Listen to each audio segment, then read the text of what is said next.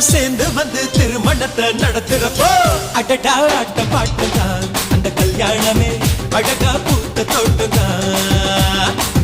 அடடா ஆட்ட பாட்டுதான் அந்த கல்யாணமே அழகா பூத்த தோட்டம்தான்.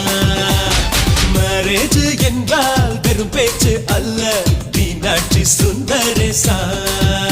நம்ம வில்லேஜில் போய் கல்யாணம் பாரு, மீனாட்சி சுந்தரேசா.